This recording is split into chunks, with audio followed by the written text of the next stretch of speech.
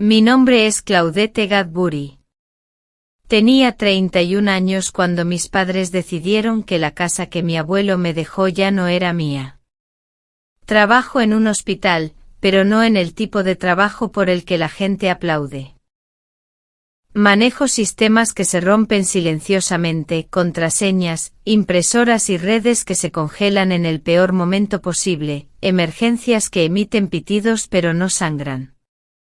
Soy la persona a la que llaman las enfermeras cuando algo pequeño amenaza con salirse de control. Confiable, esa es la palabra que todos usan. Mis padres también la usan. Pero cuando ellos la dicen, suena como una palanca. Vivo en la casa de mi abuelo en Birch Lane, un modesto lugar de ladrillos con un techo inclinado y un garaje para un auto que huele a aceite y guantes de béisbol viejos.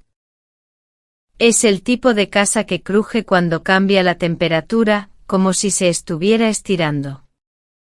Me mudé 2 años antes de que él muriera, cuando las escaleras empezaron a sentirse hostiles y las fechas comenzaron a deslizarse fuera de su memoria como monedas a través de un agujero en su bolsillo. Al principio traje un catre solo para las noches en que necesitaba a alguien cerca, luego una cama, luego ropa en la cómoda, luego una rutina que se convirtió en mi vida. Me dejó la casa en su testamento porque te quedaste. El abogado leyó esa línea en voz alta. Asentí como si lo entendiera. Luego salí al pasillo y presioné mis palmas contra la pared hasta que mi respiración se ralentizó lo suficiente como para pasar por normal. Mi hermana menor, Marissa, tiene 26 años. Tiene una sonrisa que se siente como un impulso.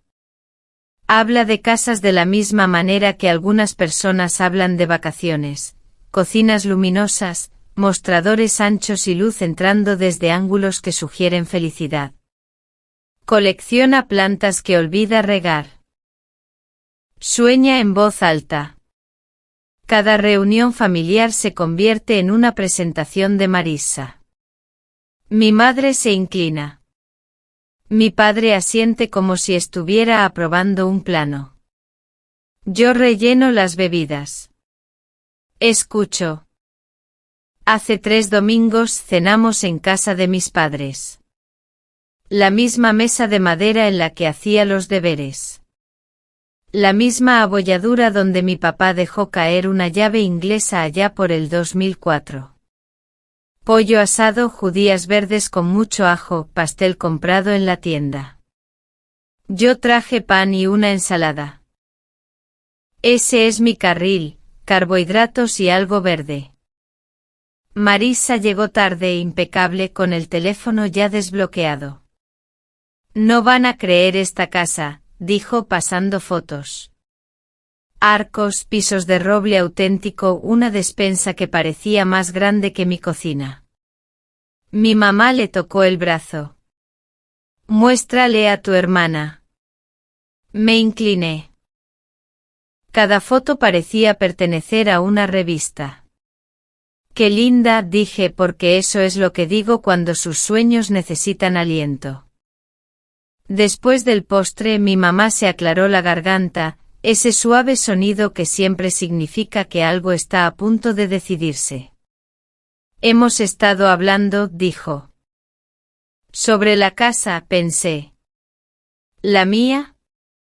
La que te dejó el abuelo, añadió mi papá, entrelazando sus manos como si estuviera en la iglesia.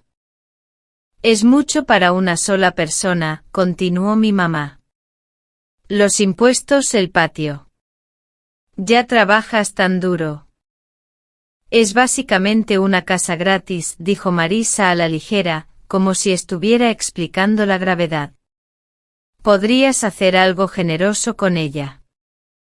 Mi papá se inclinó hacia adelante. Creemos que la decisión inteligente es vender Birch Lane y usar el capital para el pago inicial de la casa de Marissa.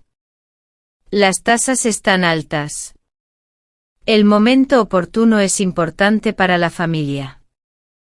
Se me tensó la mandíbula. El abuelo me la dejó a mí.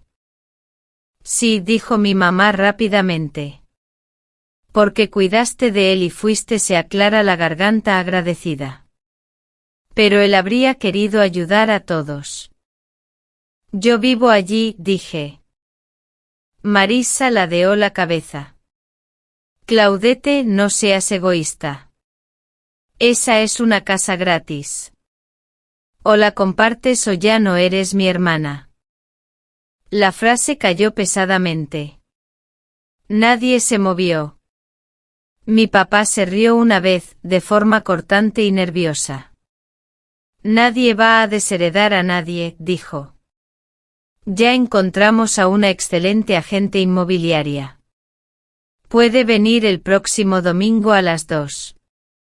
Domingo a las 2, repitió mi mamá, sonriendo como si algo hubiera sido aprobado. Hablaban de nosotros. Yo apilé los platos. En la puerta mi mamá me abrazó fuerte y susurró, no seas dramática. Las casas son solo cajas. Afuera, la luz del porche parpadeaba. Cuando llegué a casa, mi teléfono vibró con un mensaje en el chat grupal de la familia. No olvides la llave de tu casa el domingo para que la agente pueda medir las ventanas. Sin signo de interrogación, sin sí, solo un plan. Me senté en el banco de trabajo de mi abuelo y pasé mis dedos sobre las abolladuras que él había hecho con sus manos.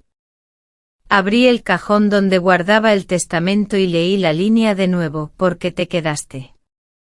Me quedé cuando confundía la cena con el desayuno. Cuando preguntaba si su hermano, muerto desde 1993, estaba en casa. Cuando necesitaba escuchar mis pasos por la noche, solo para saber que la casa no se lo había tragado. Me quedé cuando las facturas empezaron a llegar con su nombre tachado y el mío escrito, impuestos sobre la propiedad, parches en el techo, un calentador de agua que murió el mismo día que se atascaron los canalones, y un sistema de seguridad con el que dormía mejor.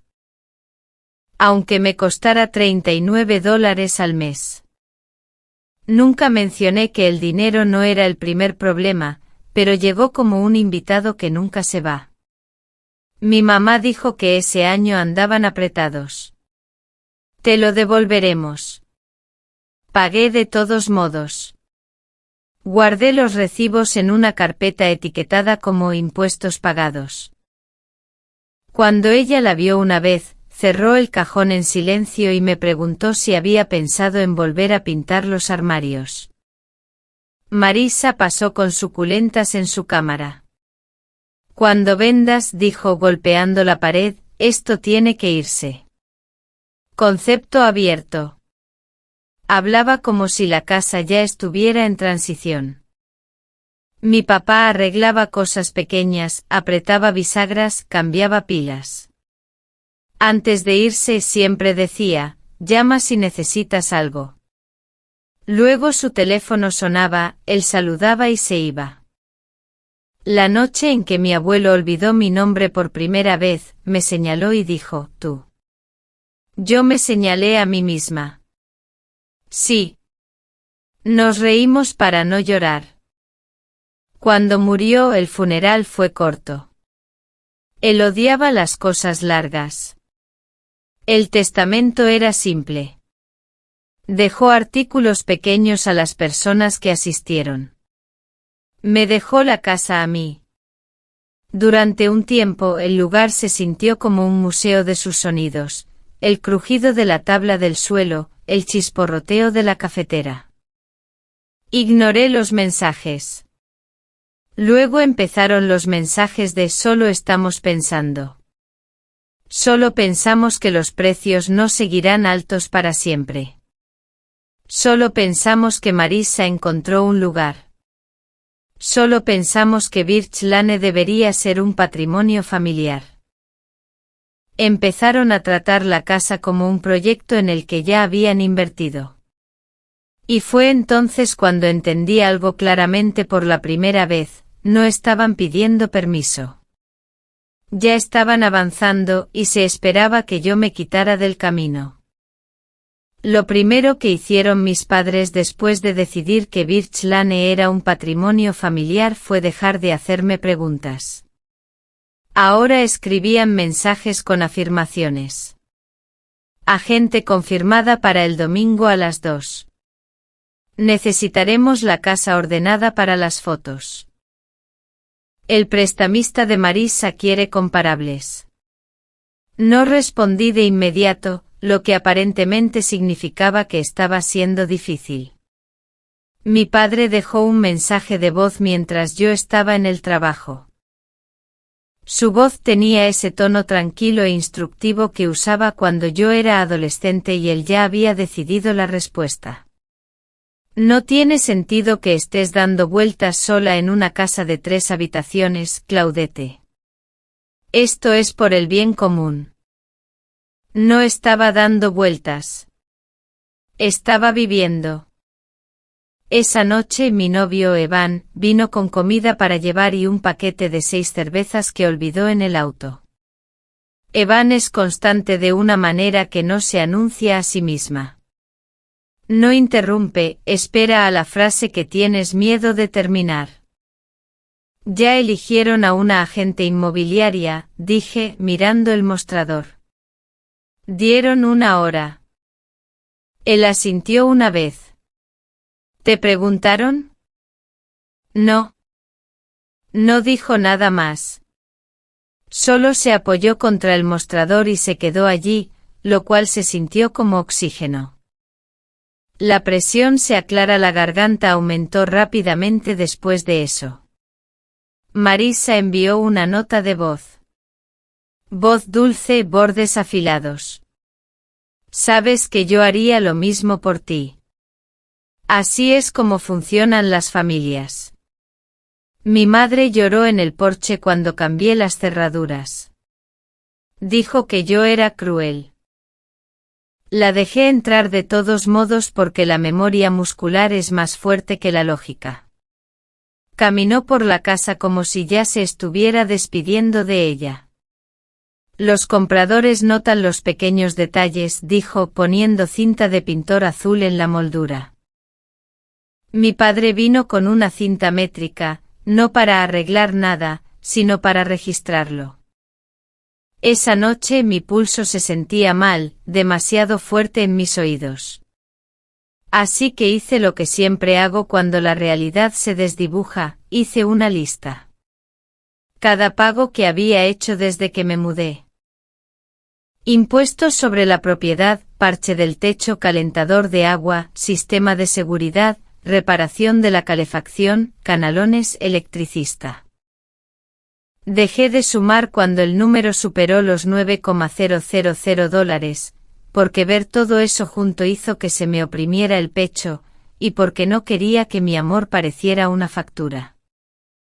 El domingo se acercaba como una amenaza. El chat grupal se iluminó de nuevo. Decisión familiar, ponemos la casa en venta en septiembre. Agente inmobiliaria el domingo a las 2. Sé decente.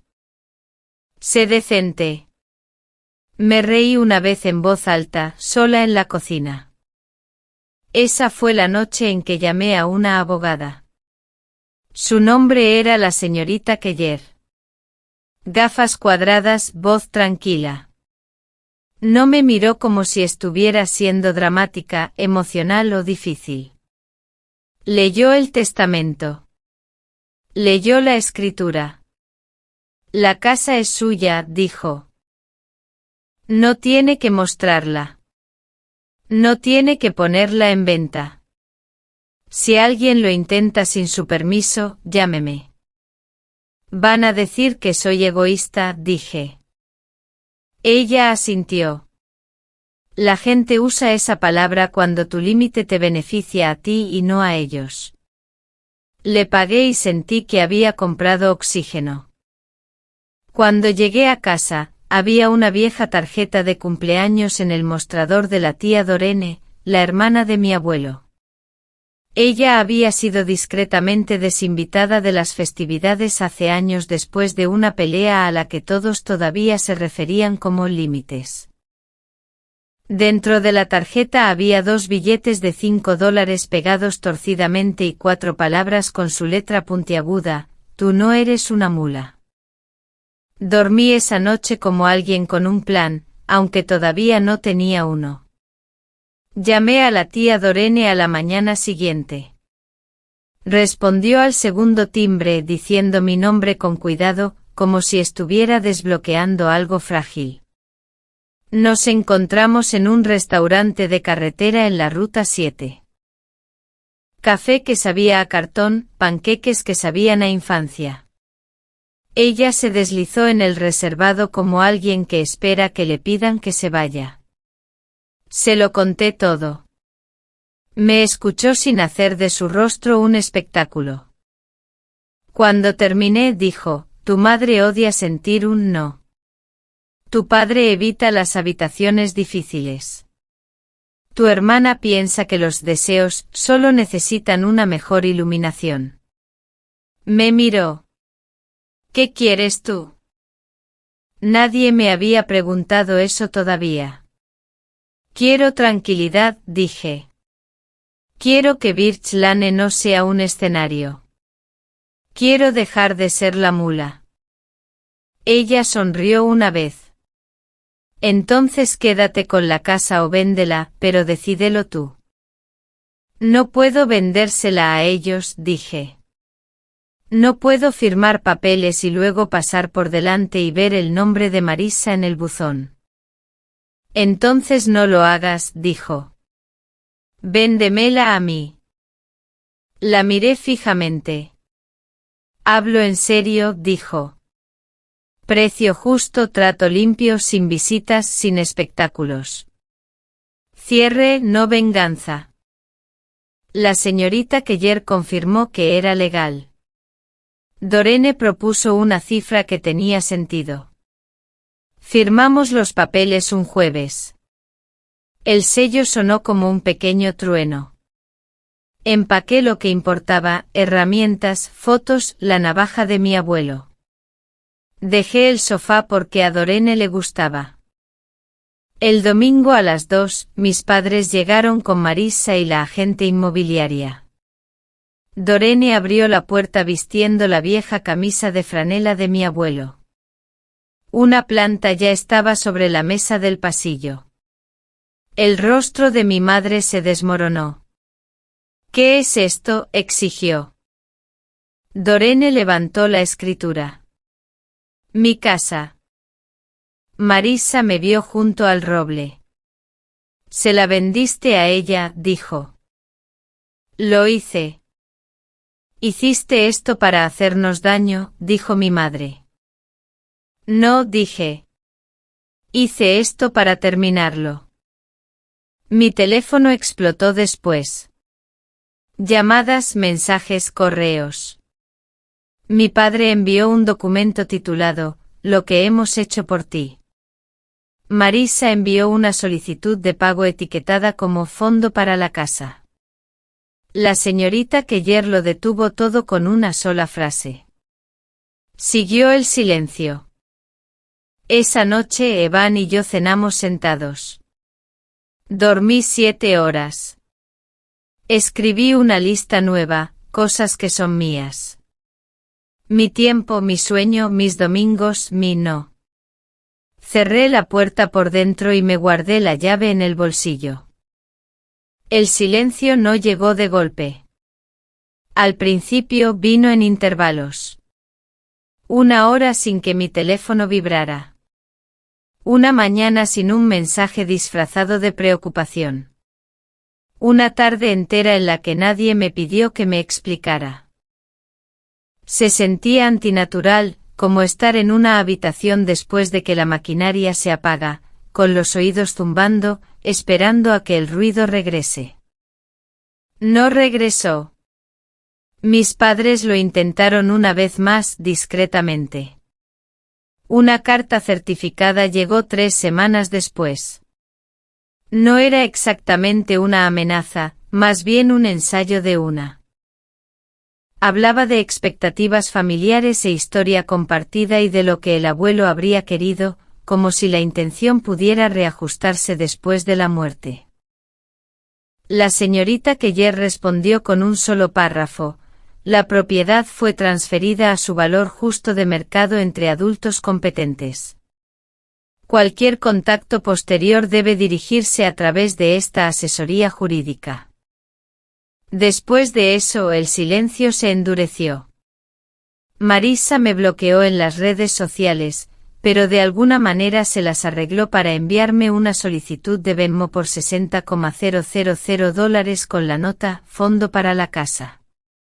La rechacé sin añadir ningún mensaje. No quería que mi negativa pareciera una conversación. Mi madre dejó un último mensaje de voz. Su voz sonaba como un elogio fúnebre. «Ya no te reconozco», dijo. «Espero que seas feliz». Lo borré a la mitad. Evan y me mudamos a un apartamento de una habitación sobre una floristería en Maple Street. Huele a lirios y cartón húmedo. Las ventanas vibran cuando pasan los camiones. La cocina es lo suficientemente pequeña como para que choquemos los codos y nos riamos de ello. Ahora duermo toda la noche. A veces todavía busco mi teléfono cuando escucho un sonido, esperando una emergencia que no existe. El hábito tarda más en irse que las personas. La tía Dorene me envía fotos de la casa a veces. Pintó los armarios de un verde suave que mi abuelo señaló una vez en una revista y dijo, tal vez algún día. Plantó tomates en el patio trasero y puso una silla junto al garaje donde él solía sentarse a clasificar tornillos en frascos. Nunca la llama mi antigua casa. La llama Birch Lane. Una tarde encontré la Polaroid que había guardado en mi billetera meses atrás. Mi madre a los 20 años, riendo en el porche con el pelo alborotado, sin miedo. La miré durante mucho tiempo y luego la volví a guardar. No como un perdón, sino como prueba de que las personas son complicadas y de que amar a alguien no significa entregar tu columna vertebral. Solía pensar que quedarse significaba lealtad. Ahora sé que no es así. Quedarme casi me borra. Irme no me hizo cruel, me dio claridad. Esto no fue venganza. Fue un cierre. Fue poner la cerradura en el interior de mi vida y guardar la llave donde nadie más pudiera alcanzarla.